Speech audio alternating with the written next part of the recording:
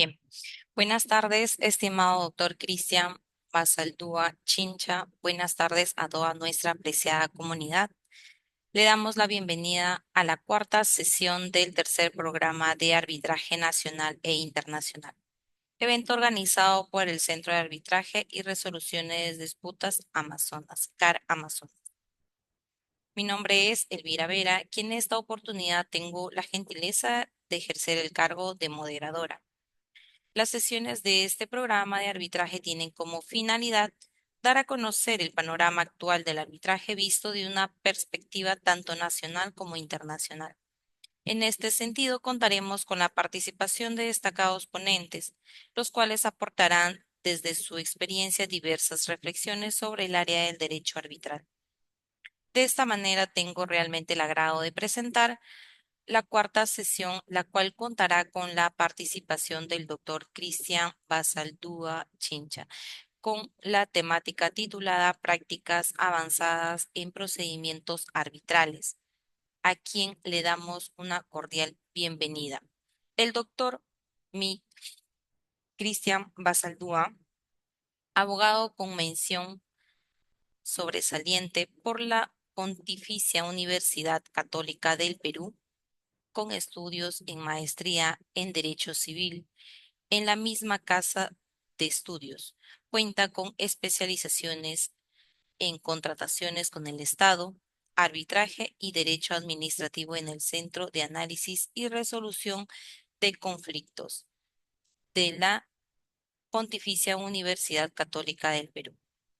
Ha sido docente auxiliar y jefe de práctica en cursos de Derecho Civil en la misma universidad y en la Universidad de Lima. Participó como árbitro en la primera competencia nacional de arbitraje en contrataciones públicas en el 2024. Bien, en el MUD de arbitraje peruano, sede Trujillo en 2025. Es socio de CIA 40 y forma parte del área de, de solución de controversias de Bullard Fire Escora. Previo al inicio de esta sesión, recordarles que finalizada la ponencia, se procederá a realizar una ronda de preguntas. En este sentido, les pedimos a los asistentes formular sus preguntas mediante el chat o en su defecto activando el micrófono. Dicho esto, sin nada más que añadir, damos inicio a la cuarta sesión académica del tercer programa de arbitraje nacional e internacional. Le damos pase al doctor Cristian Basaldúa Chincha para el inicio de su exposición. Adelante, doctor. Muchas gracias, Elvira. Muchas gracias, por supuesto, al CARD Amazonas, al Centro de Arbitraje y Resolución de Disputas Amazonas, por la más que gentil invitación para compartir con ustedes algunas reflexiones en materia de arbitraje nacional e internacional, ¿ok? Este es, de hecho,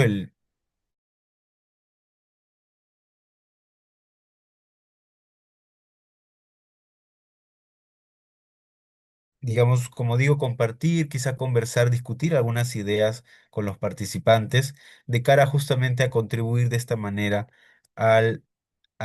digamos, a la reflexión, al desarrollo de ideas y pensamiento crítico sobre algunas instituciones, en este caso en particular en materia de arbitraje. ¿De acuerdo? Como bien decía Elvira, en la sesión de hoy, en la clase del día de hoy de este programa de arbitraje, la idea es conversar o reflexionar con ustedes, doctores y doctoras, sobre lo que hemos denominado prácticas avanzadas en arbitraje, prácticas avanzadas en procedimientos arbitrales. ¿De acuerdo? Y entonces, de repente, para empezar a hablar un poco sobre esto, quisiera preguntarles a ustedes, doctores y doctoras, ¿qué se les viene a la mente cuando hablamos o decimos, ¿no? Nos referimos a prácticas avanzadas en arbitraje? ¿Alguien tiene alguna idea?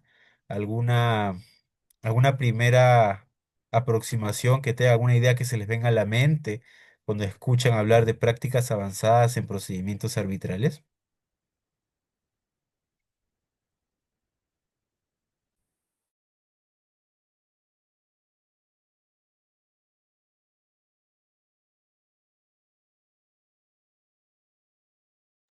Bien, muy brevemente, doctores y doctoras, yo pienso que es importante reflexionar un poco sobre ya no solamente las reglas habituales que suelen existir en un arbitraje, sino también en qué reglas, qué instituciones se utilizan en experiencias internacionales, sobre todo en el arbitraje internacional, que podrían enriquecer nuestro propio arbitraje en el Perú.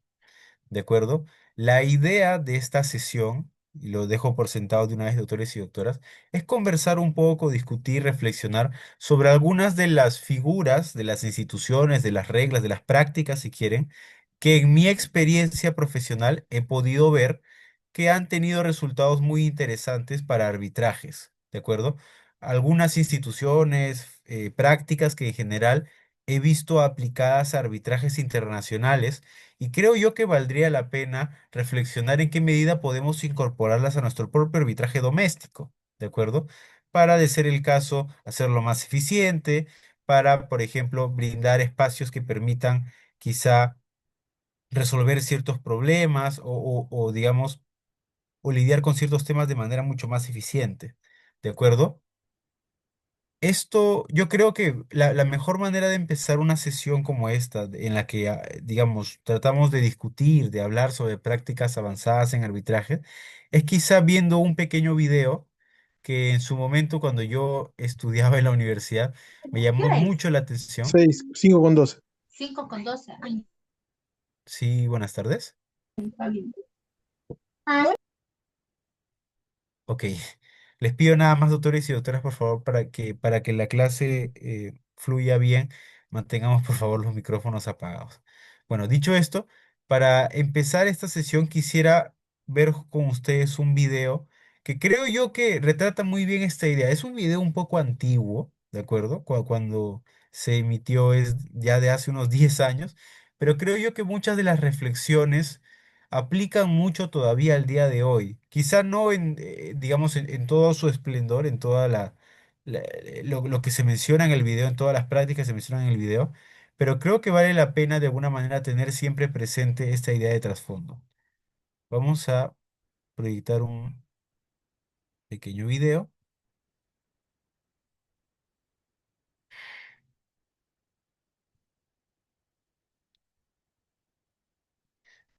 y vamos a escuchar aquí al doctor Fernando Cantuarias Salaverry hace 10 años criticando en ese momento, funcionamiento actual del arbitraje en el Perú.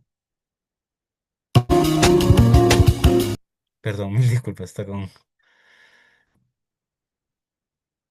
Ok, ahora sí.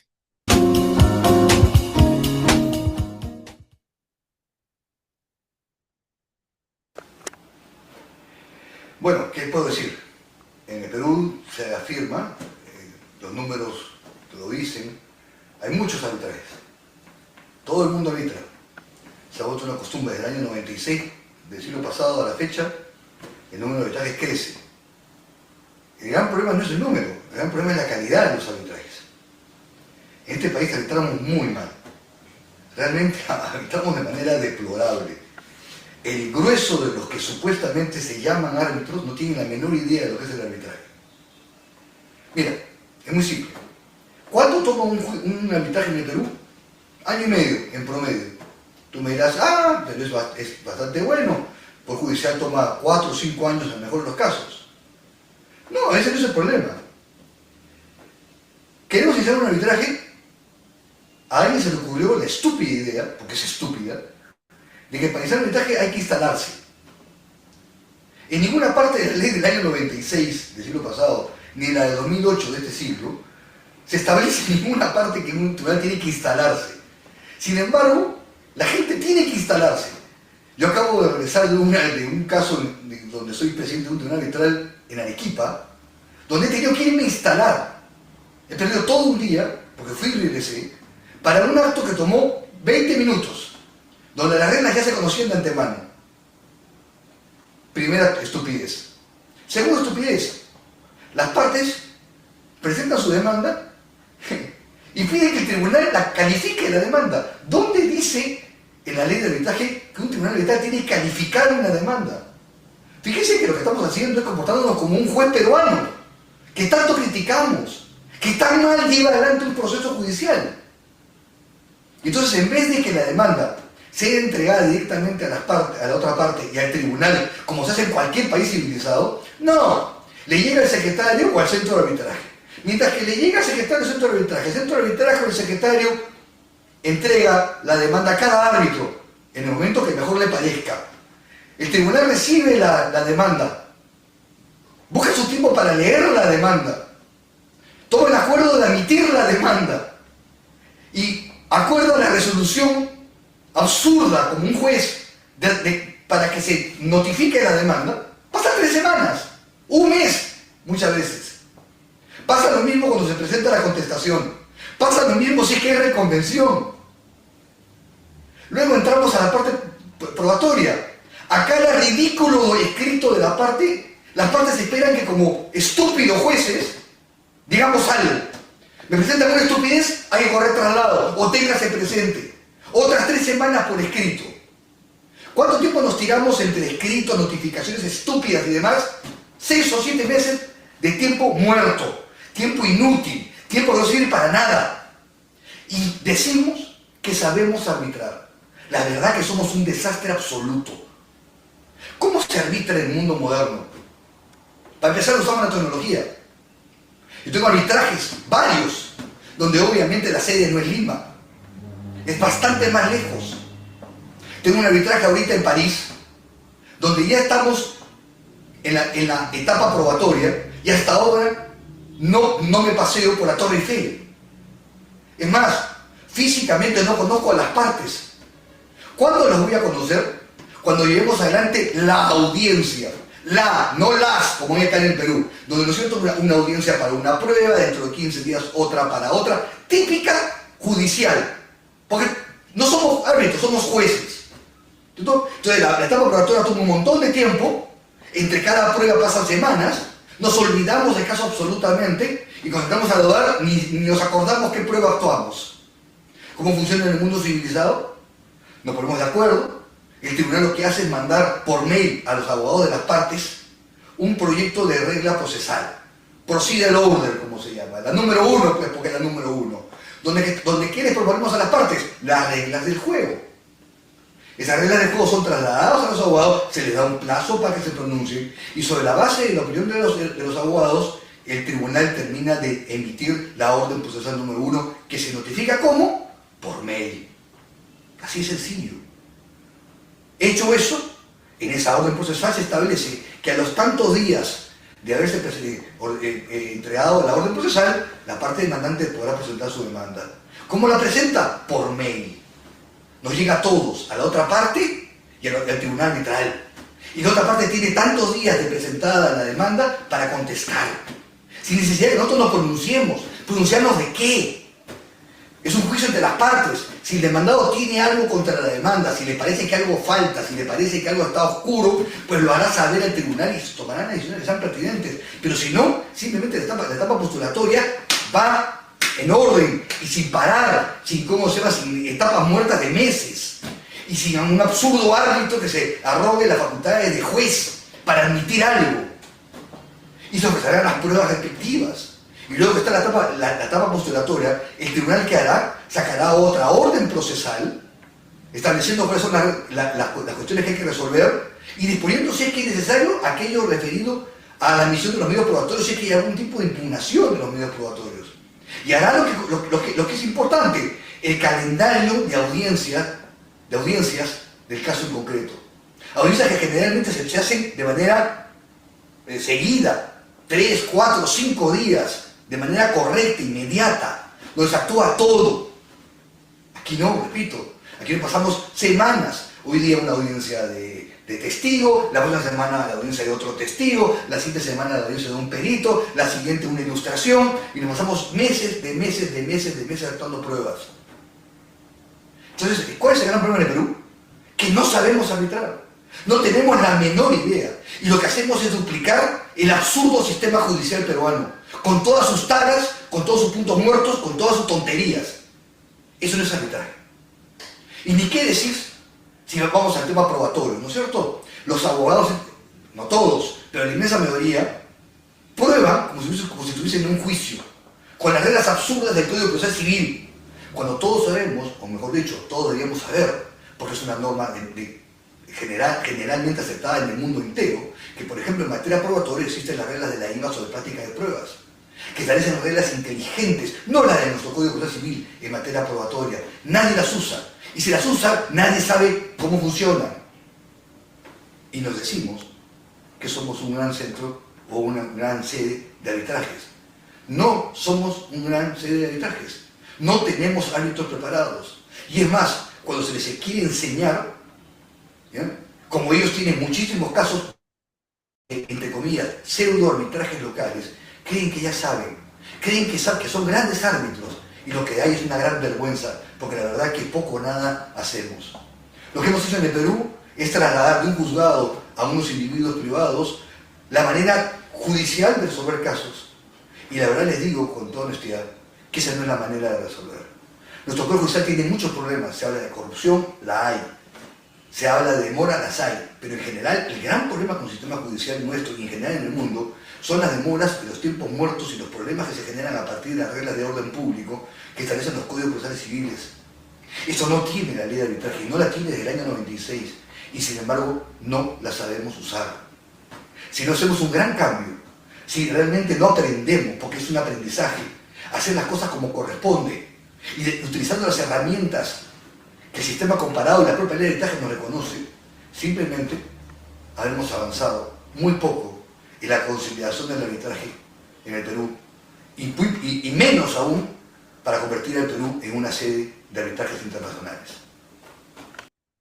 Bien, espero que les haya parecido interesante el video. Me disculpo de antemano, por cierto, si el tono ya del otro Fernando Cantuarias, digamos, fue un poco excesivo, ¿ok? Pero yo creo que es un video muy impactante y muy crudo sobre la realidad del arbitraje a ese momento, ciertamente, ¿no? 2015. Como les decía, es un video de hace 10 años ya. Por supuesto, sé que mucha agua ha corrido debajo del puente, sé que el arbitraje ha evolucionado muchísimo, sé que los centros de arbitraje también han puesto mucho de su parte para en sus reglamentos de arbitraje proponer reglas más modernas y más, digamos, eh, digamos, más similares o más compatibles, por ejemplo, con reglas de centros de arbitraje internacional, ¿no? Y por supuesto el arbitraje ha evolucionado muchísimo. Pero creo yo que el fondo de la reflexión que hace aquí el doctor Fernando Cantuarias, uno de los más importantes árbitros en el Perú, con la elocuencia que lo caracteriza, pero sobre todo la vehemencia y quizá un poco la agresividad, es que finalmente nosotros en el Perú quizá pecamos mucho de, por ejemplo, intentar aplicar figuras muy de derecho procesal al arbitraje, cuando en realidad, por ejemplo, nuestra ley de arbitraje, la ley de arbitraje peruana, el decreto legislativo 1071, es una super ley de arbitraje, es una ley que fundamentalmente se ha inspirado en la ley modelo UNCITRA, la ley modelo CENUSMI, y que es muy elogiada por distintos países a nivel internacional como una importante y como una bastante buena, digámoslo así, ley de arbitraje. Y claro, me acuerdo que en algún otro evento el profesor Cantuarias mencionaba que en el Perú tenemos un Ferrari, creo, un Porsche, decía como ley de arbitraje, una super ley de arbitraje, pero arbitramos como si estuviéramos utilizando un tico, ¿de acuerdo? Y es porque pese a que tenemos las herramientas apropiadas para tener arbitrajes con alta sofisticación y con reglas bastante interesantes que, por ejemplo, se utilizan en arbitrajes internacionales, normalmente no aprovechamos eso, ¿no? Entonces, muy en concreto, doctores y doctoras, la idea de esta sesión es poder reflexionar sobre algunos temas que he identificado como importantes de cara a ver si cabe la posibilidad de aplicar la experiencia del arbitraje internacional, las prácticas avanzadas del arbitraje internacional para nuestro propio arbitraje, para enriquecerlo, para fortalecerlo. ¿De acuerdo? Eh, yo, como les digo, he identificado algunos temas y la idea es que vayamos comentándolos en esta presentación que he preparado para ustedes. Pero por supuesto sería también interesante que discutamos también si quizá a alguno le parece que podría haber algún otro tema, alguna otra práctica que haya visto su propia experiencia, que podría ser utilizada también en el arbitraje doméstico o nacional, ¿no? Como les digo, aquí solamente he identificado algunos de los temas que creo son en particular los que más me llaman la atención, los que creo son algunos de los más importantes, pero podría, por supuesto, adelanto, haber muchos más temas de prácticas avanzadas también que podría pensarse si se aplican también o no a arbitrajes nacionales, ¿de acuerdo? Esta es básicamente la hoja de ruta que vamos a seguir. Vamos a partir de una premisa fundamental, que es que nuestra ley de arbitraje es monista, ¿de acuerdo? Y luego vamos a ir viendo poco a poco las figuras, las instituciones que, como les digo, recogen en el arbitraje internacional ciertas prácticas que podría valer la pena aplicar a arbitrajes nacionales, arbitrajes domésticos. El punto de partida, como les decía, doctores y doctoras, es obviamente nuestra ley de arbitraje. Nuestra ley de arbitraje que, por cierto, es bastante moderna y, por supuesto, es una ley de arbitraje monista. ¿Qué quiere decir que la ley de arbitraje peruana sea monista? Que en principio aplica bajo las mismas reglas tanto para el arbitraje nacional como para el arbitraje internacional. ¿De acuerdo? En el año 96, por ejemplo, cuando se aprobó la Ley General de Arbitraje, la Ley 26572, la ley de arbitraje todavía era dualista, diferenciada por un lado entre el arbitraje nacional o doméstico y el arbitraje internacional. Pero con la promulgación del decreto legislativo 1071 en el año 2008, eso ya no existe. Ahora tenemos básicamente una misma norma cuyas reglas se aplican en principio para ambos tipos de arbitrajes, tanto para el arbitraje nacional como el internacional. ¿Por qué esta primera verificación, si quieren, es importante, doctores y doctoras? Porque allí donde veamos que nuestra propia ley aplica reglas similares para el arbitraje doméstico nacional que para el arbitraje internacional, es porque justamente la ley no da ningún obstáculo, sino que más bien inclusive promueve o permite que a un arbitraje nacional se apliquen reglas que normalmente se aplicarían para un arbitraje internacional. ¿De acuerdo? La ley de arbitraje siendo por cierto bastante corta en el sentido de que no tiene demasiadas reglas, sino que gran mayoría de las reglas previstas procesales para el arbitraje en el Perú se establecen en cada caso concreto y en función de lo que las partes puedan establecer con los tribunales arbitrales. La propia ley de arbitraje da una apertura impresionante para que si uno quiere, puede incorporar reglas sofisticadas en sus propios arbitrajes nacionales, ¿de acuerdo? Si uno quiere, por ejemplo, por poner algunos ejemplos, podría establecer que al arbitraje le resulte de aplicación las reglas IVA sobre práctica de prueba, reglas que, por ejemplo, mencionaba el profesor Fernando Cantuarias, ¿no? O, por ejemplo, podríamos establecer, ¿no? Aun cuando, por ejemplo, el reglamento de arbitraje no lo prevea, ¿no? Estoy poniendo un ejemplo, podríamos establecer que el arbitraje tenga un calendario procesal. Podríamos establecer reglas diferentes a las comunes para designación de árbitros. Podríamos establecer en general distintos tipos de reglas y prácticas, diría yo, buenas prácticas en el arbitraje internacional para regular nuestro propio arbitraje doméstico o nacional. Eso lo permite la ley de arbitraje peruana. Hay total apertura para eso. En general, no hay ninguna restricción para que uno pueda traer del arbitraje internacional toda esta riqueza, todas las prácticas interesantes y sofisticadas que existen y que se dan en el día a día del arbitraje internacional. No hay ninguna restricción para que todo eso se pueda aplicar, en principio, a un arbitraje nacional. Por supuesto, con algunas salvedades del caso. Pero nuevamente la regla general es que no hay ninguna restricción y uno puede aprovechar toda esa riqueza del arbitraje internacional para enriquecer a sí mismo el propio arbitraje nacional o doméstico. Entonces, hay varias de las instituciones, varias de las reglas, varios de los temas en donde creo yo es posible ver cómo funciona en el arbitraje internacional para ver cómo a partir de eso podemos nosotros enriquecer nuestro propio arbitraje. Y un primer tema para comentar es la designación de árbitros, ¿de acuerdo? De repente por aquí seguramente tenemos a árbitros, a personas que se dedican al arbitraje. ¿Alguien me puede decir así muy brevemente cómo funciona la designación de árbitros en el Perú bajo la ley de arbitraje peruana?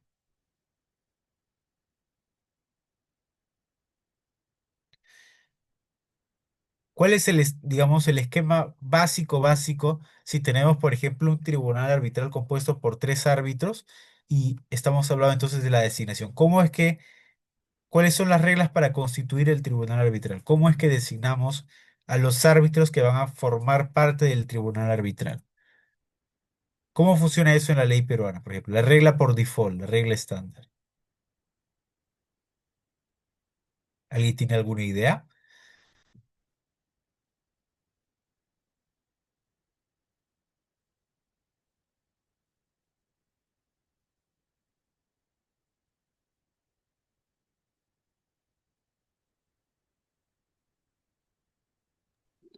Si no se especifica la cantidad de árbitros, debe ser uno solo. En realidad, si no me equivoco, la ley peruana ahora lo que dice es que si no se especifica la cantidad de árbitros, se presume que es tribunal arbitral. Me parece que la ley anterior era la que decía que era árbitro único, como regla, digamos, si no lo pactaba expresamente el número, ¿no? Pero a lo que me refiero es, ¿cuál es el procedimiento? Imaginemos que tenemos un convenio arbitral que, digamos, no establece que, digamos, las controversias de un contrato se van a someter a arbitraje. Y claro, teniendo eso como premisa, ¿cuál es el procedimiento? ¿Qué pasos se siguen uno por uno para designar a los miembros de ese tribunal arbitral? Imaginemos que tienen que ser tres miembros, un tribunal compuesto por tres miembros. La regla básica, por supuesto, es una parte designa un árbitro, la otra parte designa otro árbitro, y en principio esos dos árbitros se ponen de acuerdo en designar al presidente, ¿correcto? Y claro, por supuesto, si es que por alguna razón las partes no se ponen de acuerdo, digamos, por ejemplo, si una de las partes no designa a su árbitro, digámoslo así, o por ejemplo, si los árbitros que han sido designados por las partes no designan de común acuerdo al presidente, pues entonces da la posibilidad, ¿no? Se genera el espacio para que el centro de arbitraje, si es que se ha pactado un arbitraje institucional, designe quién va a ser el árbitro, en este caso podría ser el presidente o uno de los árbitros que le correspondía designar a alguna de las partes en caso no lo hayan hecho. ¿De acuerdo? Ese es básicamente el esquema muy, muy, muy general y básico que regula el artículo 23 de la Ley de Arbitraje peruana. Por supuesto, si por casualidad estuviéramos, por ejemplo, en un arbitraje ad hoc, donde no hay per se una cámara de comercio o una institución arbitral que administre el arbitraje, igual también la ley de arbitraje peruana te dice que el nombramiento lo hace la Cámara de Comercio en lugar del arbitraje. Si estamos en la Cámara, si estamos en un arbitraje con sede en Lima, Perú, pues el nombramiento de, por ejemplo, el presidente que no se llega a designar por acuerdo de los árbitros, lo hará la Cámara de Comercio de Lima. ¿De acuerdo? Y esa misma regla básica de cada quien designa, ¿no? Demandante designa a un árbitro, demandado al otro árbitro y ambos designan al presidente. Esa regla que es universalmente, casi diría yo, aceptada, también por supuesto lo hemos replicado en varios reglamentos de arbitraje en el Perú. Acá tenemos un ejemplo muy, muy concreto que es el reglamento de arbitraje de la CCL del 2025, ¿no? Que recién ha entrado en vigencia hace muy poco. ¿No? Evidentemente, cada parte, respectivamente, en la solicitud de arbitraje y en la respuesta, designa a un árbitro, ¿no? Y el tercer árbitro, que es quien actúa como presidente del tribunal arbitral, es nombrado de común acuerdo por los árbitros designados por las partes, ¿no? Y si no lo hace, ¿no? O inclusive si una de las partes no cumpliera con designar al árbitro que le correspondía designar en el plazo que le correspondía, para la redundancia, eso lo designa el Consejo. El Consejo Superior de Arbitraje de la CCL es quien designa al árbitro que no ha sido nombrado. Esa nuevamente, como les digo, es la regla básica y casi universal de un procedimiento para designar a los árbitros en caso estemos hablando de un tribunal compuesto por tres árbitros. ¿De acuerdo? Pero cabría también quizá mirar la experiencia internacional y ver qué otros mecanismos hay posibles para designar a los árbitros, sobre todo para designar al presidente, ¿de acuerdo? Esta es, por ejemplo, acá les estoy poniendo en pantalla, autores y doctoras, el artículo 8 del reglamento CENUDMI del 2021, ¿no? Evidentemente la Comisión Nacional de Naciones Unidas, perdón, la Comisión de Naciones Unidas del Derecho Mercantil Internacional, la UNCITRAL en inglés, no solamente ha expedido la ley modelo UNCITRAL, sino también tiene su reglamento de arbitraje. Y en el reglamento de arbitraje, el reglamento CENUDMI prevé, por ejemplo, un sistema de lista para la designación de, por ejemplo, en este caso, el árbitro único, que también es una regla que aplica para la designación del presidente del tribunal si estamos ante un tribunal compuesto por tres árbitros. ¿Ok? Este es, por ejemplo, un mecanismo, una práctica, si quieren, del arbitraje internacional que se utiliza para designar árbitros y que normalmente, digamos, no la vemos aplicada en los arbitrajes nacionales. Por lo menos en la experiencia que he tenido yo asistiendo a tribunales arbitrales, ¿no? Y también, por supuesto, litigando en arbitrajes. No he visto, digamos, o es muy poco común que en arbitrajes nacionales se aplique, por ejemplo, un sistema de lista. Esto existe en el arbitraje internacional y he visto que allí se aplica con mucha más frecuencia, ¿no? ¿Cómo funciona básicamente este sistema? Claro, en este caso, el reglamento CENUMI habla de de una autoridad nominadora, ¿no? Porque el reglamento CENUMI obviamente es un reglamento que aplica para arbitrajes ad hoc y en donde en principio se tiene que, digamos, la entidad que va a hacer la designación, como no es un arbitraje institucional, es una autoridad nominadora que se designa en función a un procedimiento que establece el reglamento, ¿no? Pero más allá de quién hace la designación, lo que importa es el procedimiento. Y lo que dice sobre el procedimiento del reglamento es que la autoridad nominadora comunica a las partes una lista, por ejemplo, con al menos tres nombres, ¿no? Entonces, dentro de un plazo X, cada una de las partes tiene que devolver a la autoridad nominadora la lista, habiendo suprimido los nombres que considera que tienen, digamos, que no deberían ser candidatos posibles para el tribunal arbitral, y más bien enumera los nombres que quedan en orden de preferencia.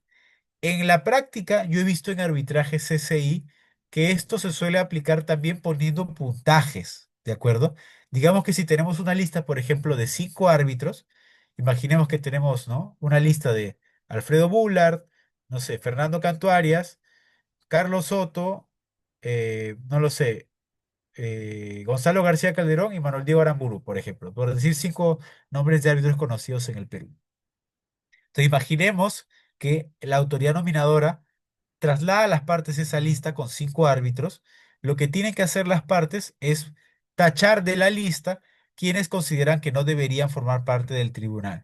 Por ejemplo, imaginemos que una de las partes tiene un conflicto con Alfredo Bullard, ¿no? Un conflicto de interés, porque digamos que hay una circunstancia que lo impediría participar como árbitro. Entonces, tachamos el nombre de Alfredo, ¿no? Y los que quedan, ¿no? Que estaban Fernando Cantuarias, Carlos Soto, etcétera, etcétera, etcétera, los ordenamos en función de una preferencia que tenga cada parte. Y a veces se puede poner puntajes, ¿de acuerdo? Digamos, este puede tener, no sé, 3 puntos, este 2 puntos, este 1 punto, etcétera, dependiendo de la preferencia de la parte que está modificando o ajustando la lista, ¿de acuerdo? Entonces, se intercambian las listas, ¿no? Y lo que ocurre aquí es que la autoridad nominadora, en el arbitraje CENUDMI, como les digo, nombra al árbitro único en este caso, pero también puede aplicar perfectamente para el presidente de un tribunal arbitral compuesto por 3 árbitros. La autoridad nominadora lo nombra en función de las personas aprobadas en las listas que se hayan devuelto y de conformidad con el orden de preferencia. Entonces, imaginemos que tenemos de los 5 árbitros, una parte tachó a Alfredo Bullard y la otra parte tachó, por ejemplo, a Carlos Soto. Nos quedan, por ejemplo, Gonzalo García Calderón, Manuel Diego Aramburu y Fernando Cantuarias. ¿De acuerdo? Imaginemos que una parte los pone en ese orden, ¿no? Los pone, eh, digamos que pone Fernando Cantuarias en primer lugar, luego Manuel Diego Aramburu y luego Gonzalo García Calderón. Y luego imaginemos que la otra parte pone Fernando Cantuarias, Gonzalo García Calderón y Manuel Diego Aramburu. Entonces, en ese caso, muy sencillo que les propongo a autores y autoras, muy probablemente la autoridad nominadora va a designar como árbitro, en ese caso particular, al doctor Fernando Cantuarias. ¿Por qué? Porque es un nombre que las partes han dejado de la lista, que no lo han objetado, y que en principio ambas tienen en mayor preferencia que los demás. ¿De acuerdo? Entonces, otra vez, sin perjuicio de que, por supuesto, la regla casi universal para designación de árbitros es que cada quien designa a su árbitro y los árbitros designan a su vez al presidente, hay otros mecanismos para la designación de árbitros. Y uno muy popular en el arbitraje internacional, que creo yo perfectamente podría aplicarse al arbitraje nacional, si así lo pactan las partes, es el sistema de lista. ¿De acuerdo? Como les digo, se intercambian listas en función de una, digamos, de una primera propuesta que que le hace el centro de arbitraje, o en este caso la autoridad nominadora, y las partes descartan los nombres que no quieren y puntúan o ordenan en función de preferencias los nombres que sí consideran que son candidatos aceptables para conformar el tribunal arbitral. ¿De acuerdo? Este es un ejemplo de práctica que se aplica en el arbitraje internacional, que doy fe que la he visto en casos de arbitraje internacional, que por supuesto podría también, ¿por qué no?, aplicarse al arbitraje nacional. Un punto importante también a mencionar muy rápidamente en cuanto a la designación de árbitros es el tema de la designación de árbitros en pluralidad, en casos de pluralidad de demandantes o de demandados, ¿de acuerdo? Acá hay un comentario muy breve que me gustaría hacer, que es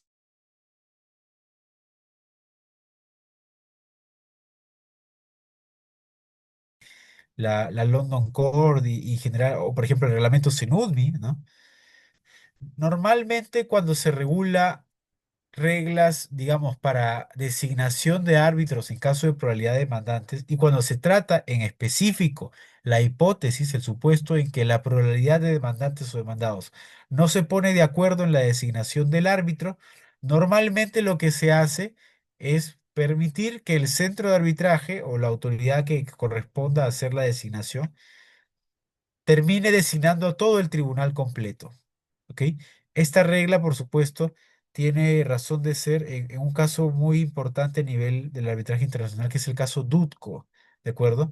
En donde se anuló un laudo porque, claro, me parece que había pluralidad de demandados y en ese caso en particular, como los demandados no se pudieron poner de acuerdo en quién iba a ser el árbitro designado por la parte demandada, lo que se hizo al final es que el laudo, digamos, que se emitió fue impugnado en las cortes de anulación y el laudo fue anulado porque se consideró que había un trato desigual en la medida en que a una parte sí se le permitió designar a su árbitro y a la otra, por haber sido, digamos, por haber estado en la situación de ser demandados en conjunto, no estaban en posibilidad de designar ellas mismas a su propio árbitro. ¿De acuerdo? Esa regla que la vemos, por supuesto, en varios reglamentos de arbitraje internacional inclusive, hoy en día se podría poner en tela de juicio, por ejemplo, con una novedad muy peculiar que tenemos ahora en el Perú. Eso es una cuestión para resaltar muy, muy peculiar, porque más bien aquí digamos, el reglamento CCL 2025 de la Cámara de Comercio de Lima, que entre comillas está a la vanguardia, ¿no? En este caso en particular, como una nota muy particular, el reglamento CCL es quien ahora propone que en caso de multiplicidad de partes, ¿no?, y en donde no se pongan de acuerdo para designar al árbitro que corresponde, el nombramiento es efectuado por el Consejo, pero solamente ese nombramiento, el del árbitro que no ha sido designado. A diferencia de la tendencia en el arbitraje internacional, que normalmente, como les digo, permiten que el centro de arbitraje sortee, entre comillas, o designe a todo el tribunal completo, inclusive pudiendo revocar los nombramientos que ya se hubieran hecho. El caso particular de la CCL 2025, actualmente, ahora mismo, se regula una regla diferente, que es solo se designa al árbitro que la pluralidad de partes no pudo ponerse de acuerdo en designar. Es una cuestión interesante a comentar muy brevemente, por supuesto, de cómo, claro, aquí más bien la regla, entre comillas, novedosa viene en realidad de un reglamento nacional, ¿no? Pero veremos ya poco a poco cómo funciona en la práctica esta regla y cómo se implementa, ¿no? Porque claro, siempre podría haber cuestionamientos sobre si esto vulnera o no el derecho de defensa o trato igualitario entre las partes, pero como nuevamente, paréntesis, dato curioso a tomar en cuenta, aquí en particular tenemos un caso muy interesante donde el reglamento CCL, el reglamento de la Cámara de Comercio de Lima, estableció una regla que marca la pauta, digamos, en cuanto a diferir del criterio del arbitraje internacional sobre la designación en pluralidad de demandados o demandantes. Otro tema que quería tratar con ustedes, doctores y doctoras, es el de las reglas del arbitraje. ¿De acuerdo? En el video que vimos hace un momento veíamos que el doctor Fernando Cantuarias criticaba con mucha crudeza, ¿no?, esta práctica que era bastante común hasta hace mucho, hasta hace, digamos, unos años, de las actas de instalación, ¿de acuerdo? Y las audiencias de instalación sobre todo. ¿Alguien sabe a qué me refiero con las audiencias de instalación, con las actas de instalación? Por ahí lo comentaba el doctor Cantuarias. ¿Alguien alguna vez ha visto un arbitraje donde hay un acta de instalación o donde, digamos, ¿O alguna vez alguien ha asistido a una audiencia de instalación de un tribunal arbitral?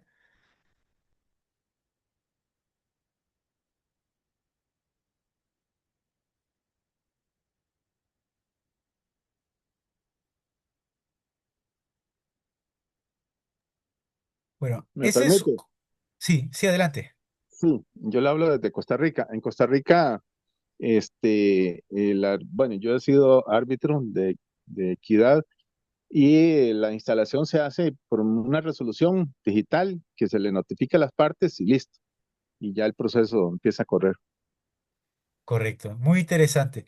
Le comento, doctor, es que, por ejemplo, lo que pasa es que en la práctica peruana, hasta hace algunos años, ya hoy en día esto yo diría que está casi desterrado, ya muy pocos casos se ven en los que hay acta de instalación, por lo menos en lo que he podido ver yo en particular, pero hasta hace unos años había una práctica bien curiosa, muy criticada. Por ejemplo, ahí vimos que el doctor Fernando Cantores lo criticaba con mucho, digamos, con mucha crudeza, ¿no? Que es que antiguamente se celebraba una audiencia en donde se fijaban las reglas del proceso, o las reglas del arbitraje. Pero esa audiencia era muy particular porque en realidad duraba 20 minutos, porque ya las partes conocían de antemano cuáles eran las reglas. Entonces, claro, y esto por supuesto antes de que llegara la pandemia, ¿no? Y antes que se empezara a implementar mucho más mecanismos informáticos para el desarrollo del arbitraje, ¿no? Porque por supuesto el arbitraje evolucionó muchísimo luego de la pandemia, ¿no? Antes de la pandemia, hablamos del 2015, 16, 17, había muchos arbitrajes en donde las reglas del arbitraje se fijaban, digamos, anteriormente, inclusive el tribunal intercambiaba borradores con las partes, etcétera, y al final había una audiencia en donde literalmente se reunían solo a firmar el acta. Creo que en algunos casos se podía eventualmente discutir algún último punto de las reglas, pero en general casi las reglas ya se conocían de antemano. Entonces, era una audiencia y como claro, normalmente el arbitraje hace años era casi siempre presencial, las audiencias eran casi en su totalidad presenciales, ¿no? Entonces se generaba un escenario bastante ineficiente, ¿no? En donde las partes y el tribunal se reunían básicamente a verse la cara por 20 minutos y a firmar el acta de instalación. Esa práctica fue por siempre muy criticada y de hecho creo yo que la llegada de la pandemia fue una de las principales razones por las cuales esto cambió y evolucionó. ¿De acuerdo? Hoy en día sabemos ya que inclusive en el arbitraje nacional ya es mucho más extendida la práctica de simplemente fijar las reglas del proceso, las reglas del arbitraje, a través de una orden procesal. Como muy bien decía el doctor ahí que funciona en Costa Rica, hoy en día en el Perú ahora las cosas funcionan muy parecido, ¿de acuerdo? ¿Qué es lo que hace? Como más o menos mencionaba también el doctor Cantuarias hace 10 años en el video, lo que se hace hoy en día y es muy común en arbitrajes CCL, en arbitrajes ante el Centro de Arbitraje de la Católica, etcétera, es que el tribunal prepara un borrador de orden procesal en donde se van a fijar las reglas del arbitraje. Y ese borrador, ese documento, lo intercambia con las partes para que ellas den sus comentarios o, digamos, objeten quizá alguna regla que no les parezca que deba ir, etcétera, o de repente proponga alguna sugerencia de incorporación de alguna regla o lo que fuera, ¿no? Las partes dan sus comentarios y en función de los comentarios de las partes, el tribunal resuelve, digamos, se pronuncia y saca una versión definitiva de las reglas del proceso, de las reglas del arbitraje. Y normalmente a partir de ahí se fijan los plazos para presentar la demanda y normalmente, como vamos a ver más adelante, se fija un calendario procesal. Pero no nos adelantemos. Entonces, a lo que voy es que hoy en día en el Perú ya es mucho más extendido la idea de que acá tenemos, por ejemplo, ¿no? El reglamento CCL 2025, el tribunal proponga las reglas del arbitraje, ¿no? Las reglas procesales del arbitraje y eso eventualmente puede ser de alguna manera conversado con las partes, no se intercambian los borradores, las partes dan sus comentarios y sobre la base de eso el tribunal fija las reglas definitivas. Ya no hay necesidad de tener una audiencia para eso como tal, ni mucho menos reunirse presencialmente para fijar cuáles son las reglas, ¿de acuerdo? Ahí como bien decía el doctor Cantuarias y como de hecho se hace hoy en día, por fin después de tantos años, es justamente utilizar la tecnología, ¿no? Se circulan las reglas por correo, etcétera, y se notifica las reglas del proceso también por correo electrónico. Si hubiera alguna necesidad muy puntual de conversar sobre algún incidente o etcétera, por ejemplo, si hay alguna discusión sobre si las partes quieren o no que el arbitraje se bifurque, por ejemplo, o hay alguna discusión sobre alguna regla en particular, podría eventualmente, en el peor de los casos, haber una conferencia procesal, ¿no? Virtual, ¿no? Pero ya diría yo que está casi, o diría completamente desterrada la práctica de las famosas actas de instalación y que daban lugar a audiencias de instalación en el Perú, ¿no? Ahora, sin perjuicio de esto, doctores y doctoras, sí creo que vale la pena comentar, acá tenemos, por ejemplo, este era el ejemplo de la CCL, Reglamento 2025, bastante actual, y también, por supuesto, el reglamento de AmCham, lo del 2021, que también se habla de la fijación de las reglas del arbitraje por parte del tribunal. Pero también vale la pena comentar de cara otra vez a explorar, a verificar muy, aunque sea brevemente, las reglas o digamos las prácticas del arbitraje internacional. Vale comentar muy brevemente las actas de emisión en los arbitrajes CCI. ¿De acuerdo? Las actas de emisión son una institución propia digamos, de las reglas de la CCI, en este caso el reglamento, estamos citando el reglamento CCI, la Cámara de Comercio Internacional del 2021, en donde básicamente se ponen también, obvio, las reglas del proceso. El acta de emisión tiene normalmente las reglas procesales del arbitraje, pero quizá la nota característica del acta de emisión, lo que lo hace destacar de otros tipos de documentos preliminares, digamos, de reglas del arbitraje, es que el acta de emisión, como menciona ahí la lámina, ¿no? Contiene una exposición sumaria de las pretensiones de las partes y sus posiciones, ¿de acuerdo? Y claro, inclusive también podría incluir los puntos litigiosos a resolver, lo que diríamos las materias o puntos controvertidos. Es decir, las reglas, digamos, las reglas de la CCI que proponen la emisión de actas de emisión no solamente se circunscriben a tener las reglas del proceso de antemano, sino desde ya del principio a guiar cuáles van a ser las materias sobre las cuales va a versar el arbitraje, cuáles son en principio, muy preliminarmente, por supuesto, las posiciones de las partes, sus pretensiones y la cuantía que están reclamando, ¿de acuerdo? Inclusive también, por ejemplo, los puntos controvertidos, si los hubiera. ¿Esto se hace antes de la demanda, antes de la contestación, antes de la reconvención? Sí, por supuesto. La idea de el reglamento CCI en proponer la celebración de actas de emisión es, como dice el nombre, que se tenga en claro de antemano para el tribunal y para las partes cuál es la misión, como dice el nombre, de ese tribunal en concreto. ¿Qué es lo que el tribunal en concreto está llamado a resolver o a ver en ese caso en particular, ¿no? No solamente vamos a poner el nombre de las partes, el lugar donde quepan las notificaciones, su dirección electrónica, la sede y las reglas procesales, que siempre se ponen en cualquier, digamos, reglas del proceso o reglas del arbitraje, sino que en el acta de emisión vamos a poner normalmente las pretensiones de las partes y sus posiciones preliminares, ¿de acuerdo?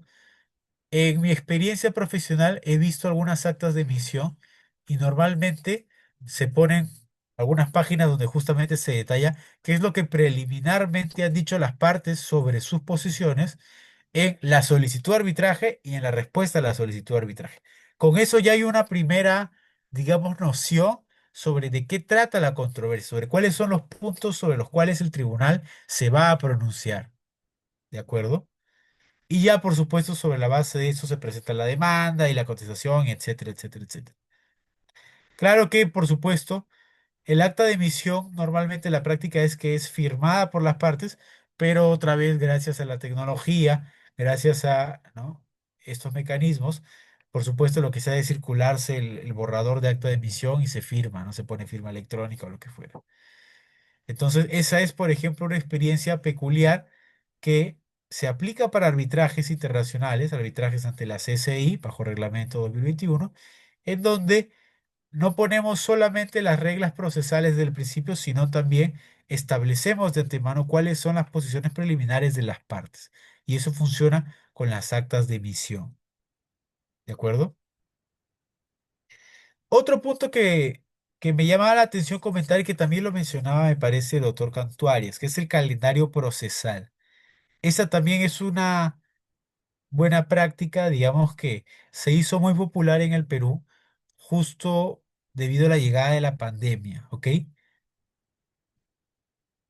Antes de la pandemia, ¿no? Si uno, por ejemplo, revisa el reglamento CCL 2017, el anterior al del 2025, el reglamento CCL no regulaba como tal la fijación de un calendario procesal. Lo que regulaba era la fijación de un calendario de audiencias, ¿de acuerdo? Es decir, después de que acababa la etapa postulatoria, no había demanda, contestación, etcétera, etcétera. Luego el tribunal emitía una orden procesal en donde fijaba un calendario para las audiencias del arbitraje. ¿De acuerdo? Ahorita vamos a comentar también la audiencia como tal y la dinámica sobre si debería ser una única, digamos, una semana de audiencias, ¿no? O varias audiencias, como criticaba el profesor Fernando Cantuarias, ¿no? Pero para efectos del calendario, como les decía, por ejemplo, si ponemos el ejemplo del arbitraje bajo las reglas CCL, hasta el 2025, ¿no? Digamos, en el arbitraje bajo CCL, bajo reglas 2017, el reglamento no preveía todavía un calendario procesal.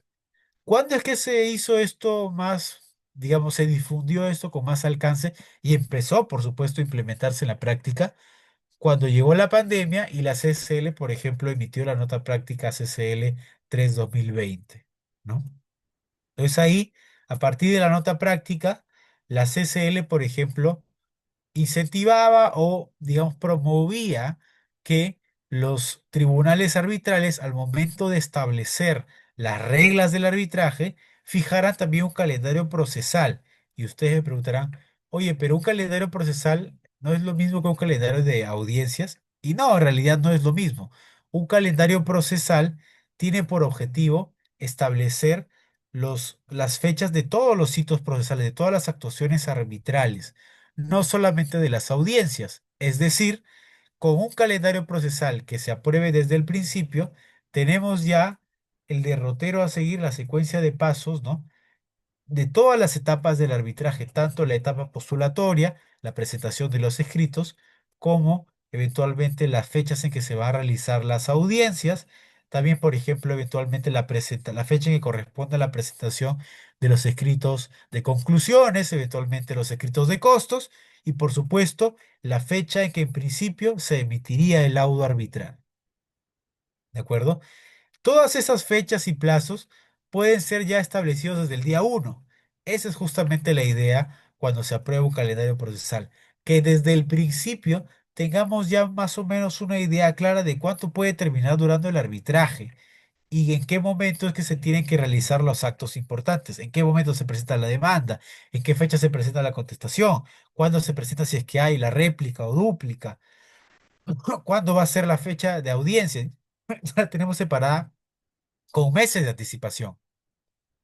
Y así también pronosticar de manera, digamos, muy estimada, por supuesto, cuándo más o menos podría emitirse el laudo. Y nos proyectamos de acá, si imaginemos que sacamos un calendario procesal el día de hoy, 16 de junio, podemos más o menos ya establecer de antemano que el arbitraje, dependiendo de la complejidad, por supuesto, y los plazos, etcétera, podría, por ejemplo, terminarse laudando quizá el próximo año, no sé, en abril, lo que fuera, ¿no? Esta práctica de establecer calendarios procesales desde el día uno no la inventó, por supuesto, la CCL, ¿no?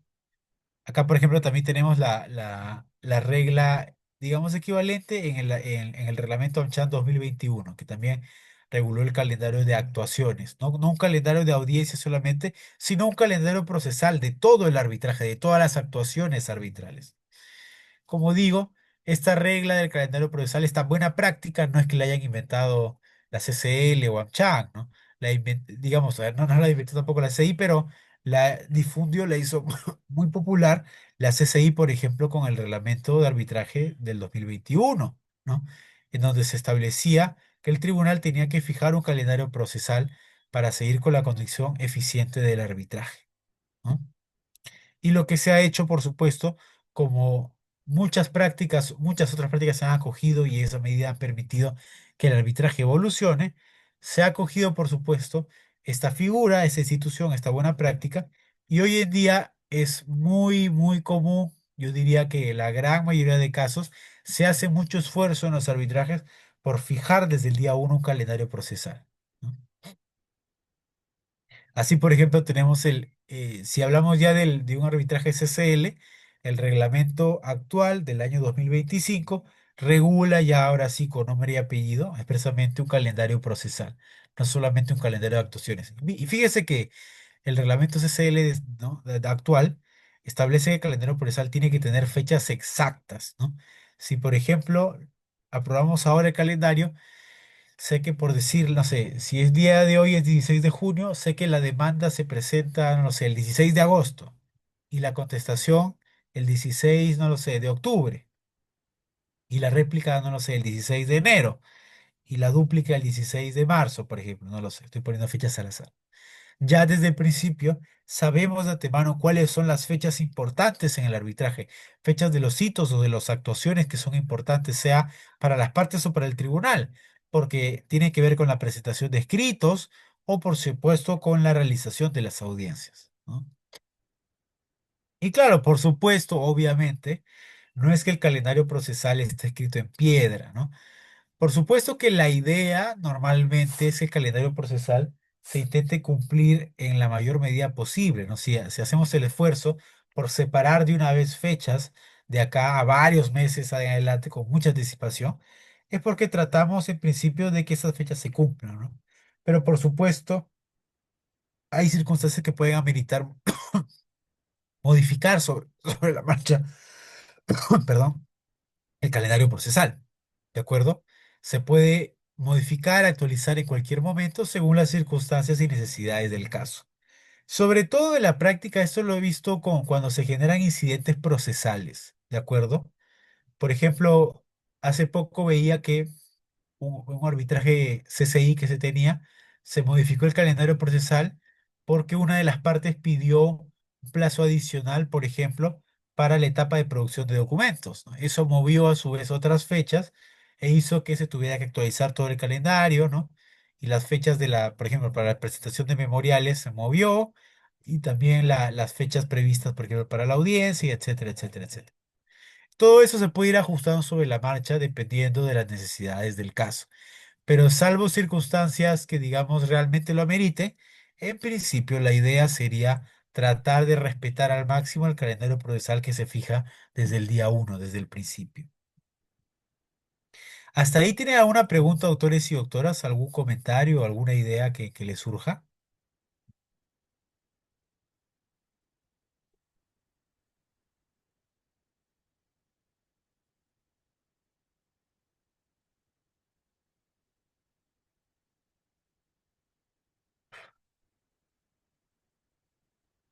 Bien, el siguiente tema para comentar, otra vez de prácticas avanzadas en el arbitraje internacional, es el de producción de documentos, ¿de acuerdo? La etapa de doc production, la etapa, digamos, de exhibición de documentos. Y esto sobre todo por, digamos, lo sofisticado sea que se ha vuelto esto en la medida en que se utilizan formatos específicos para ello. Antes de empezar con este punto, ¿alguien sabe a qué me refiero cuando hablo de producción de documentos, de exhibición de documentos? O de discovery, si digamos utilizamos el término más americano. Yo sé que en términos estrictos no es exactamente lo mismo en su plenitud, pero digamos que básicamente hace alusión a la misma idea en general. ¿Alguien sabe a qué nos referimos cuando hablamos de producción de documentos?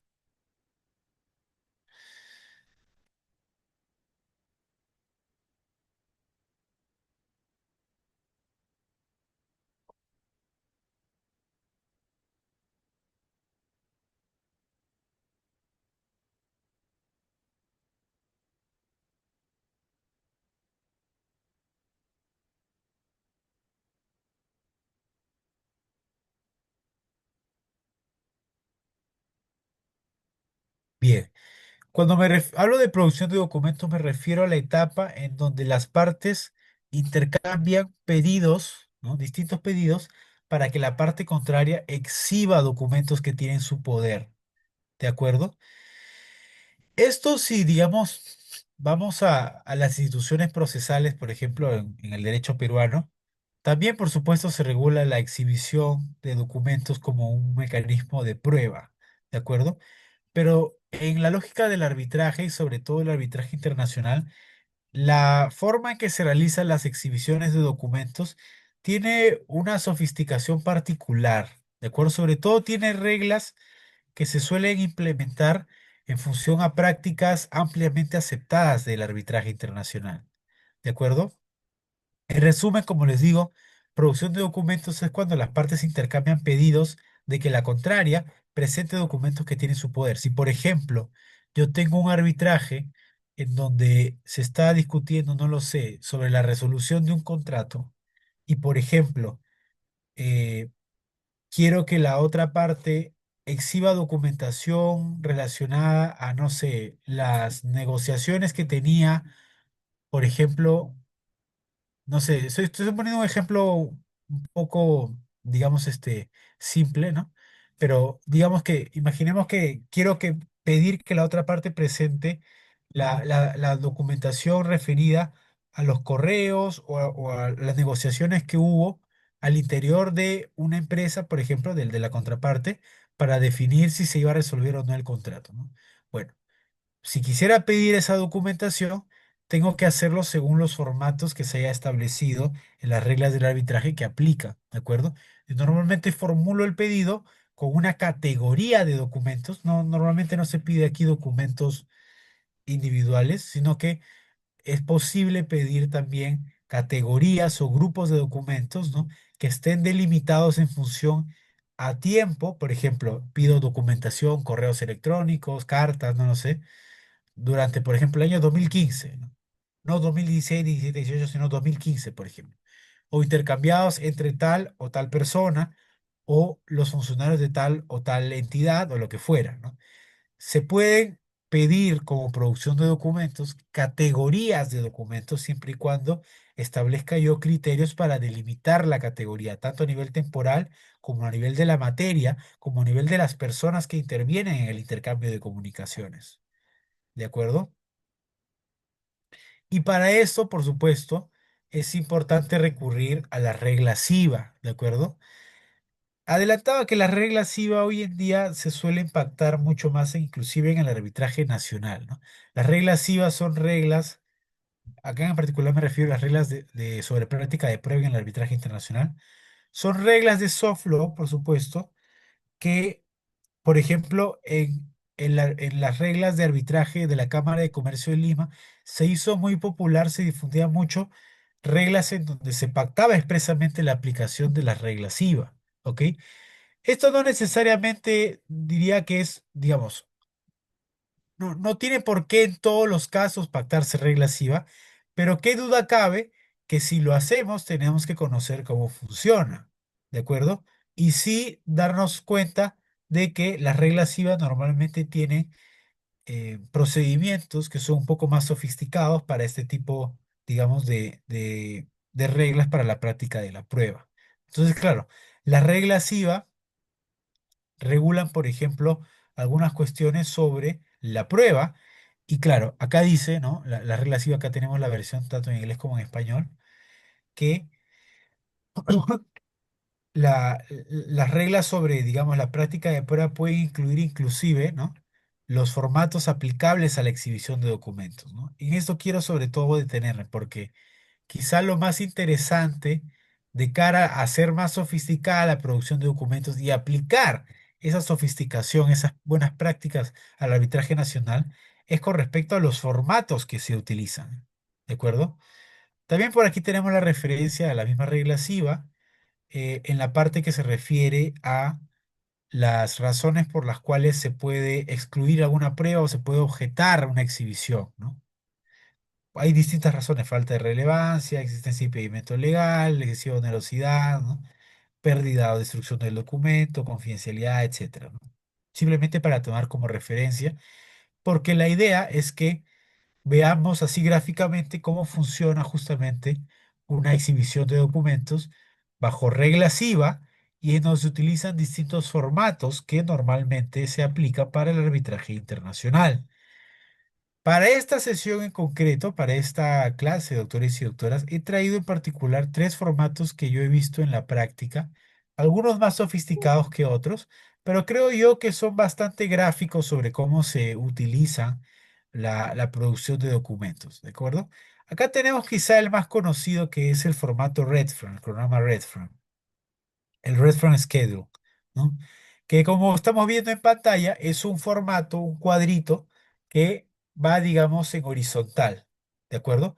Tenemos hacia el lado izquierdo, primero los documentos o categoría de documentos que se solicitan, ¿no? En este caso, por supuesto, esto es un documento público, no es de un caso que esté viendo en particular, sino es un documento que pueden conseguir en internet, pero creo que yo que es un gran ejemplo sobre cómo se llena un reference schedule, ¿no? Entonces tenemos acá, por ejemplo, que el solicitante, que es, no sé, el gobierno de Canadá, porque esto me parece un arbitraje CIADI, está solicitando, ¿no?, todos los estados financieros, auditados o no, de abril 2015 al presente, a la fecha, ¿no? Incluyendo los preparados por auditores externos, ¿no? Por el demandante, incluyendo balances, ¿no? Estados de resultados, ¿no? Y claro, y flujos, y estados sobre, digamos, de flujos, ¿no? Sobre el movimiento de flujos, así como todos los documentos relacionados a estos estados financieros. Básicamente acá se pide que se presenten los estados financieros desde el 2015 hasta la fecha que haya emitido el demandante, ¿no? Sean balances, sean estados de flujos, estados de, digamos, estados financieros en general, ¿correcto? Ese es el documento, o en este caso, categoría de documentos que se está solicitando, ¿de acuerdo? A la derecha tenemos también, por supuesto, muy importante, doctores y doctoras, las referencias a los submissions, a los escritos que se han presentado. ¿Y esto por qué es tan importante? Porque de cara a acreditar, como veíamos hace un momento, la relevancia que tienen los documentos, ¿no? O a contrario, la falta de relevancia, ¿no? Pero digamos, si estamos aquí ante la persona que va a solicitar la exhibición, esa persona tiene que, esa parte tiene que acreditar la relevancia. Es importante entonces que vincule la solicitud, la categoría de documentos que está solicitando, con referencias explícitas y concretas a sus propios memoriales, ¿de acuerdo? En este caso, por ejemplo, hay una referencia a la notificación de arbitraje, a la Notice of Arbitration, a la moción para costos, ¿no? Y para otros escritos, ¿no? En resumen. Normalmente la idea, si estamos ante una producción de documentos, que normalmente, por cierto, se realiza luego de que se han presentado por lo menos los primeros memoriales, el memorial de demanda y el de contestación, normalmente se espera que las partes en esta sección identifiquen qué párrafos específicos de sus escritos están vinculados con este pedido de exhibición. ¿De acuerdo? Si yo estoy pidiendo que se exhiban los estados financieros de la compañía, es porque eso me sirve a mí para acreditar un hecho, para acreditar algo, para acreditar, por ejemplo, no lo sé, que, por ejemplo, que la compañía no provisionaba bien las cuentas contables, no lo sé, ¿ok? Si yo quiero acreditar eso y para eso necesito que la otra parte, que es quien tiene en su poder los estados financieros, los exhiba, formulo mi pedido de exhibición y tengo que identificar qué argumentos del memorial de demanda, en este caso, ¿no?, están vinculados con ese pedido. ¿Qué párrafos específicos del memorial están vinculados con los estados financieros emitidos por la contraparte y que estoy pidiendo que se exhiban? ¿De acuerdo? Eso es muy importante de cara a que el tribunal tenga muy claro, que tenga muy presente que son documentos importantes para resolver la controversia. Porque si yo le pido cualquier cosa, el tribunal lo más probable es que lo rechace. ¿De acuerdo? El tribunal va a decir, oye, ¿por qué es que es importante que ordene exhibir esto si al final no tiene nada que ver con lo que se discute en el arbitraje? ¿De acuerdo? Por eso es tan relevante, doctores y doctoras, identificar específicamente los párrafos de los memoriales que tienen que ver con los pedidos de exhibición. Y también en este formato Redfern tenemos, por supuesto, un pequeño cuadrito en donde nos referimos a las razones o justificaciones para el pedido. ¿De acuerdo? La idea en una etapa de producción de documentos es que las solicitudes se intercambien. Y por ejemplo, si yo como demandante solicito que la parte demandada exhiba ciertos documentos, por ejemplo, los estados financieros, pues luego de que yo presente mis pedidos de exhibición, la otra parte va a poder objetar esos pedidos. ¿Objetar en base a qué? Objetar normalmente en función de las causales de objeción que estábamos viendo hace un momento, que prevé la regla SIVA. Puede ser, por ejemplo, oye, este documento que se está pidiendo no es relevante para la controversia, o este documento no lo puedo exhibir porque está protegido por privilegio, ¿de acuerdo? Por privilegio cliente-abogado, eso puede existir. O por ejemplo, el pedido de exhibición que está haciendo la contraparte es excesivamente oneroso porque está pidiendo exhibir documentación de 10 años de ejecución contractual y en donde no hay ningún criterio que permita discernir o discriminar cuál es la documentación específica que se está pidiendo, por ejemplo. O por ejemplo, podría oponerme también porque el documento que están pidiendo ya no existe porque se destruyó o en general alguna de las otras causales que regulan las reglas IVA, ¿no?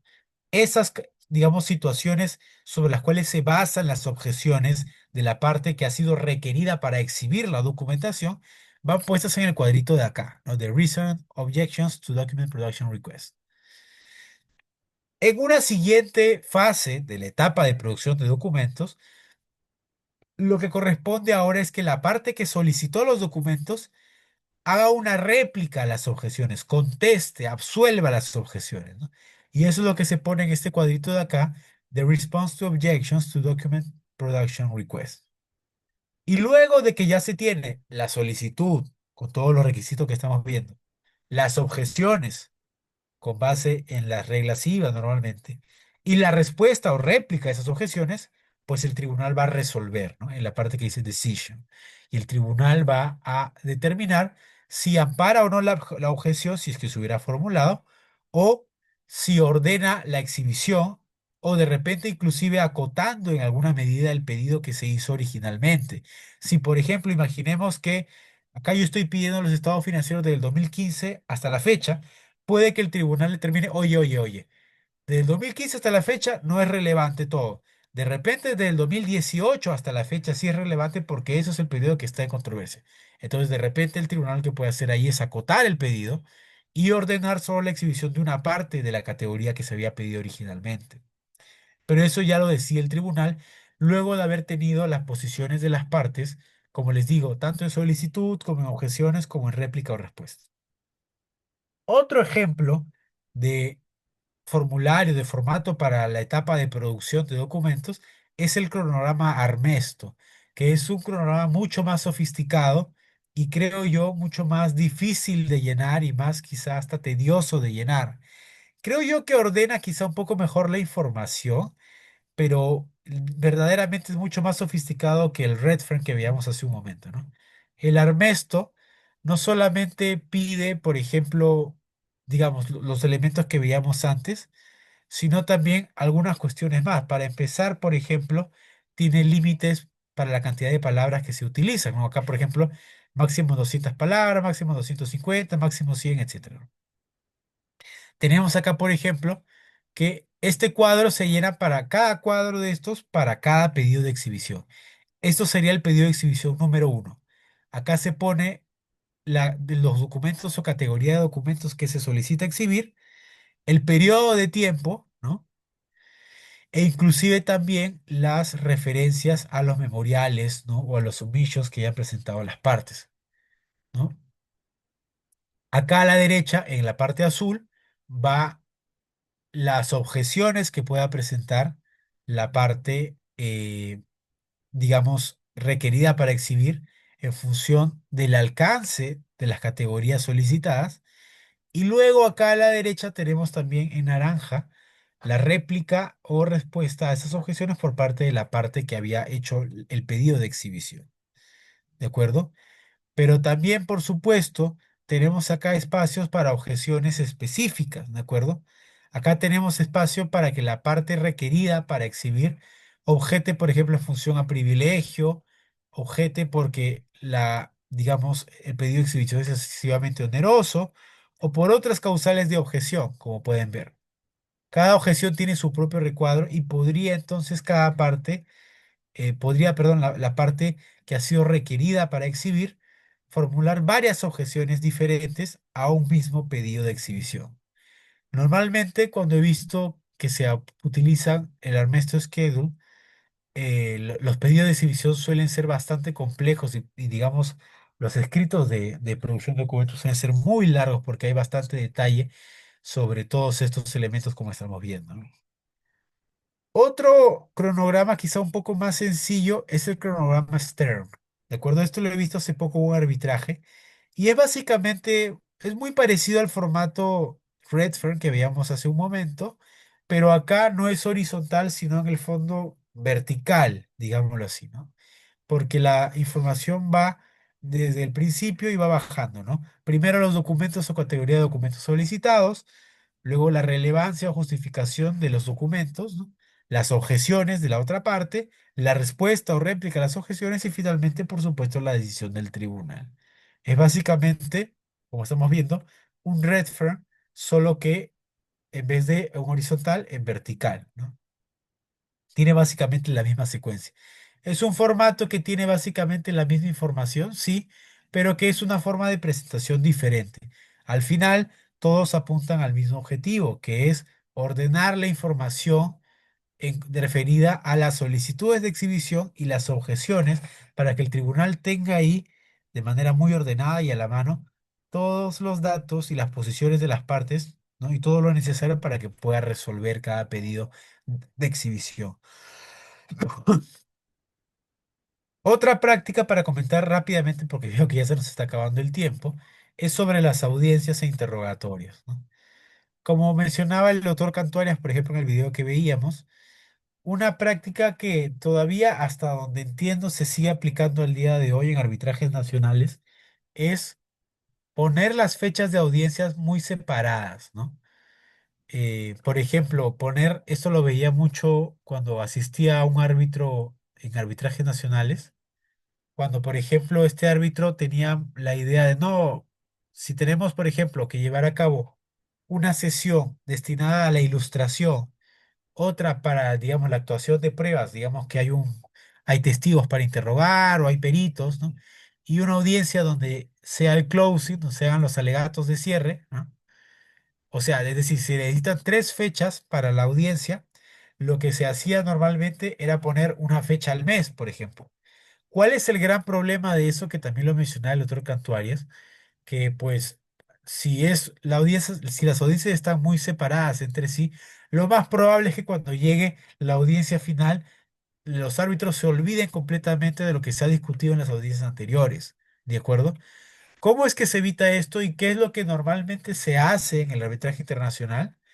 En el arbitraje internacional lo que se suele hacer es separar en el calendario procesal ya una semana de audiencias. Se reserva de arranque, digamos, una semana casi entera en donde se va a desarrollar ahí de manera muy concentrada todos los hitos de la audiencia.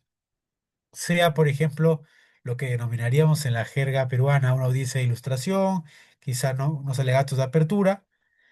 Luego, por ejemplo, una sesión, ¿no? El siguiente día donde podrán interrogarse los testigos y peritos, los expertos legales y luego hacia el final de los días de la semana podrá realizarse una última audiencia de legatos de cierre, ¿de acuerdo?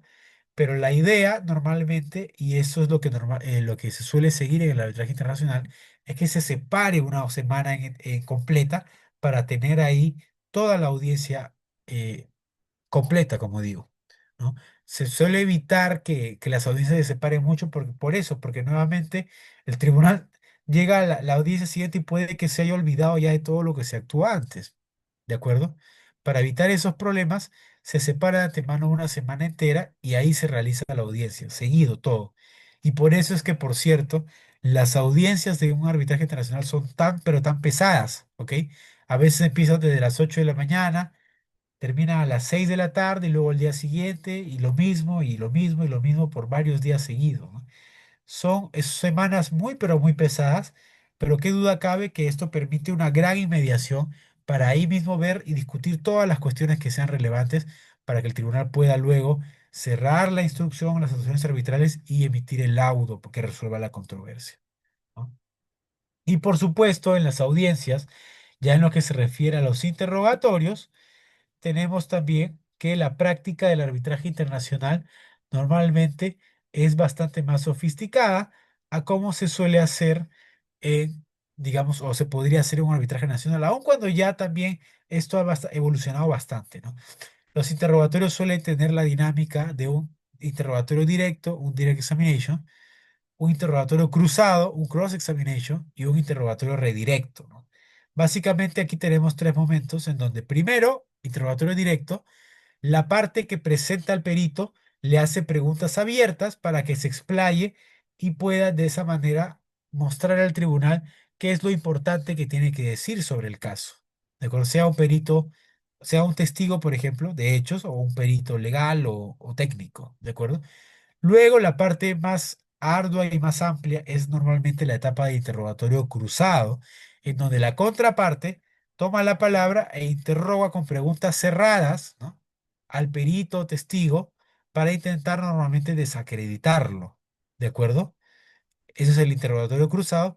Y finalmente puede en algunas situaciones haber un interrogatorio redirecto, ¿no?, en donde la parte que presenta al testigo retoma la palabra y sobre la base de las preguntas que se hicieron en el cross, en el interrogatorio cruzado, puede hacer algunas preguntas siempre abiertas para que el testigo perito se explaye sobre algunos puntos que de repente no quedaron muy claros o no tuvo la oportunidad de explayarse mucho en ellos durante el interrogatorio cruzado.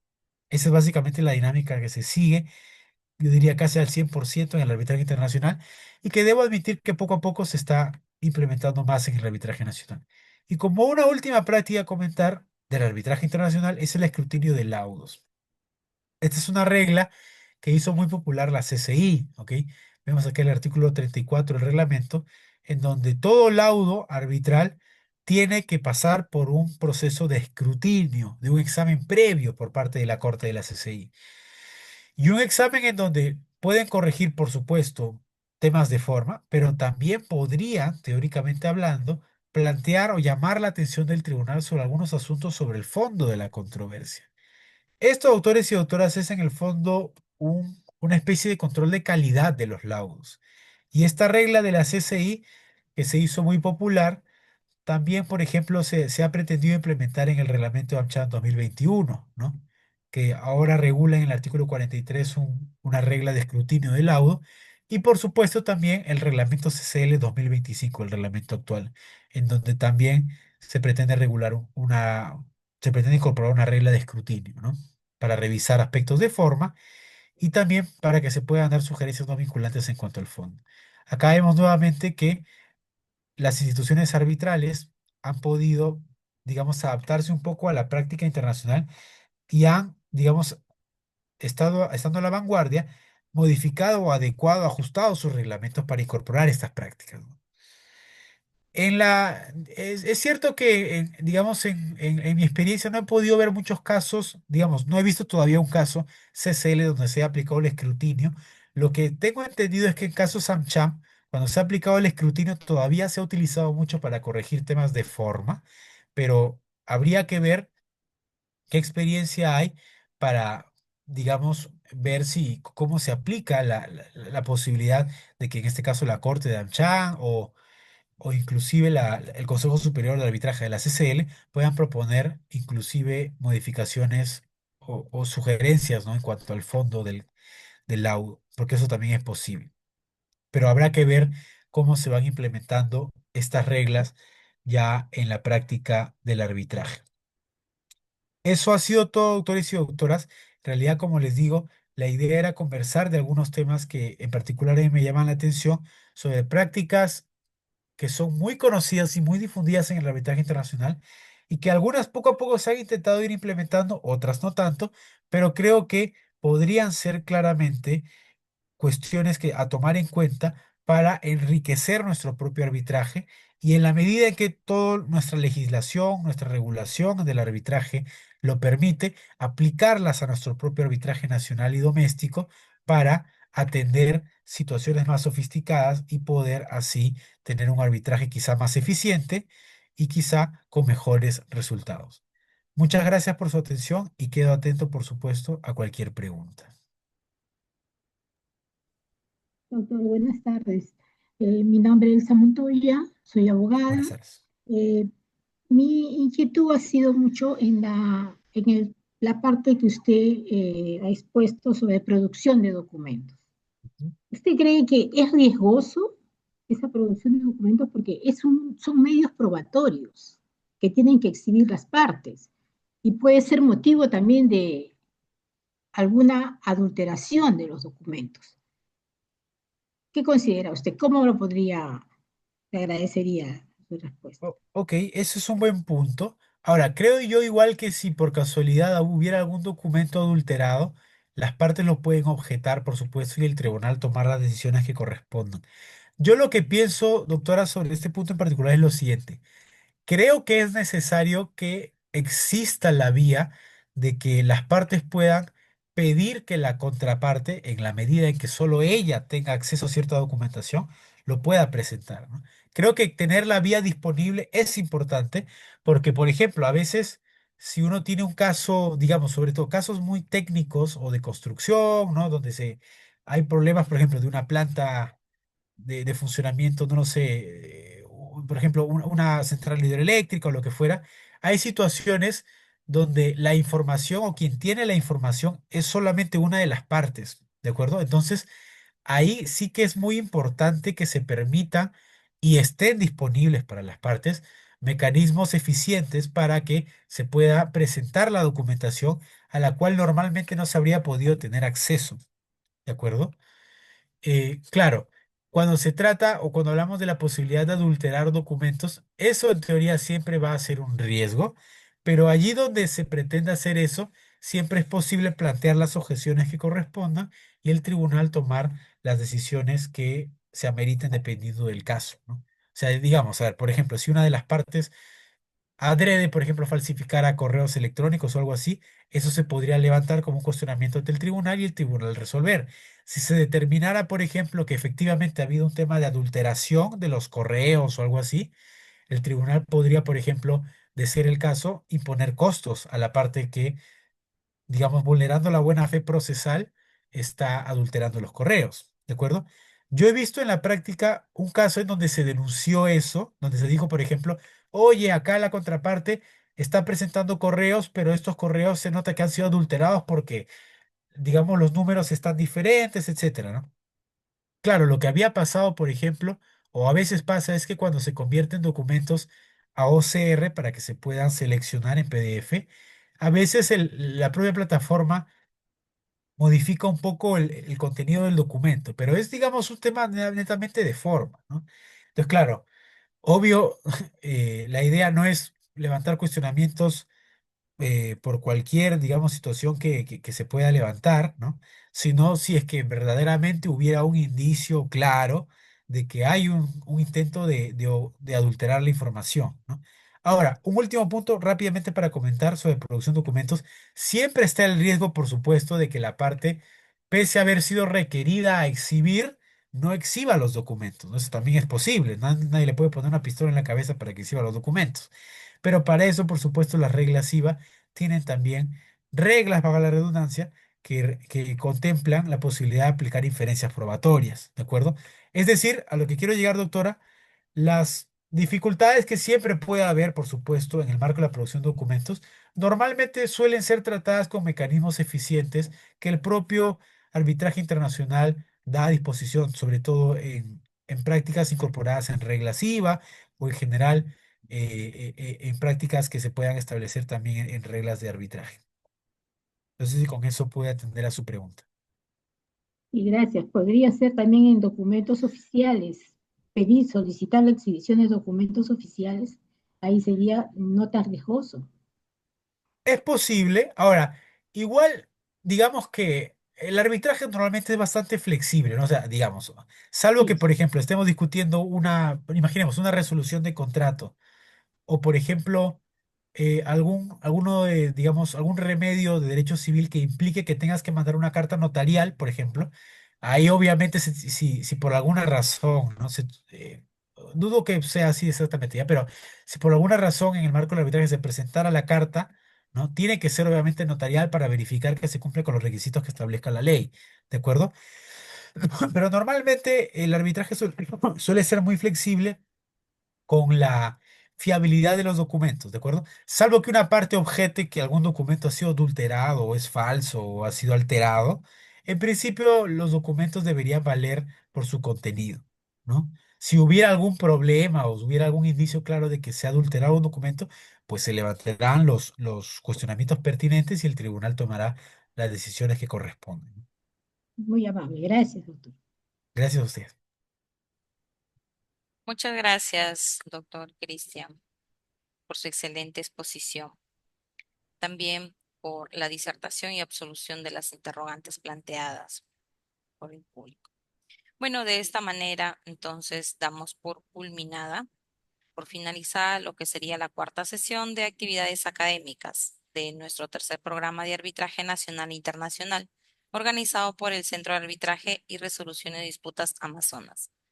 Reiteramos nuestro cordial agradecimiento a su persona y bueno, esperemos contar con usted para unas próximas actividades, futuras actividades académicas, estimado. Muchas gracias, Elvira. Muchas gracias otra vez al Centro de Arbitraje, ¿no? Por la gentil invitación y a su disposición para participar en más eventos. Y por supuesto, muchas gracias a todos los doctores y doctoras por su atención. Listo. Muchas gracias. En todo caso, que tenga usted una excelente noche. Muy amable. Igualmente, buenas noches con todos. Hasta luego. Buenas noches.